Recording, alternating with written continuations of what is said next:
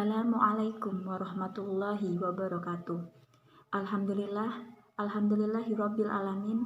Wassalatu wassalamu ala asrofil anbiya'i wa mursalin nabiyina wa habibina Muhammadin wa ala alihi washabihi ajmain wa min tabi'ahum bi ihsani ila yaumiddin. Amma ba'du. Pertama-tama, mari kita ucapkan kehadirat Allah Subhanahu wa taala karena berkat nikmat hidayah, inayah dan karunia-Nya sehingga kita masih diberikan kesempatan sampai detik hari ini dalam keadaan sehat. Karena salah satu nikmat yang sering dilupakan oleh manusia adalah nikmat sehat.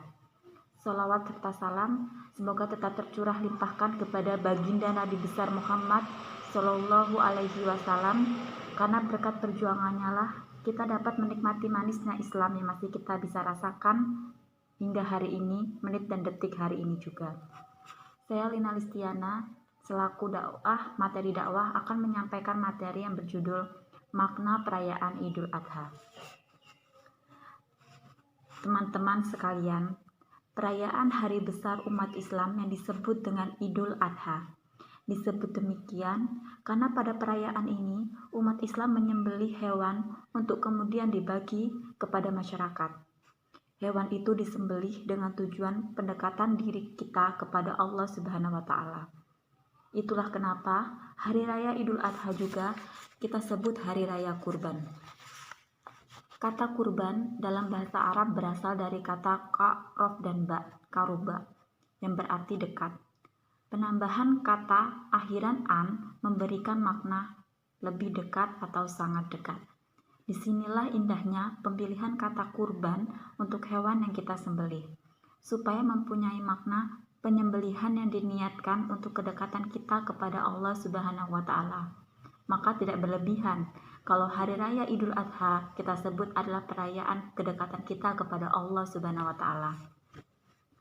Makna kurban ada dalam Al-Qur'an surat Al-Maidah ayat 27 yang berbunyi Bismillahirrahmanirrahim. Wa tutla alaihim naba'a bani Adam bil haqqi idh qarraba qurbanan fatukubbila min ahadihima wa lam yataqabbal minal akhar qala a'tulannak qala innama yataqabbalullahu minal muttaqin.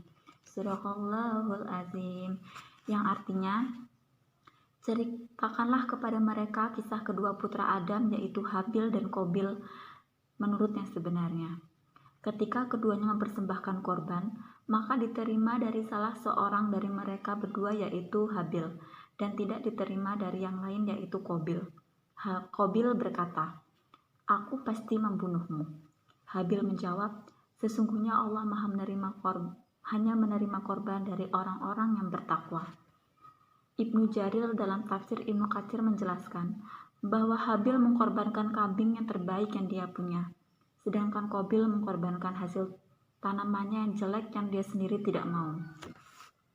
Teman-teman sekalian, memberikan yang baik dan memperbaiki apa yang diberikan dalam bahasa Arab disebut dengan ahsana yuhsinu. Perbuatannya disebut dengan ihsan. Sedangkan orang yang melakukannya disebut dengan muhsin. Jika banyak menjadi muhsinun. Melakukan perbuatan atau ihsan yaitu mengharuskan kita memberikan lebih dari apa yang biasa dilakukan. Ihsan lebih tinggi dari berbuat adil, karena adil adalah memberi kewajiban kita dan mengambil apa yang menjadi hak kita, sedangkan ihsan adalah memberi lebih dari kewajiban kita dan mengambil sedikit dari jatah kita.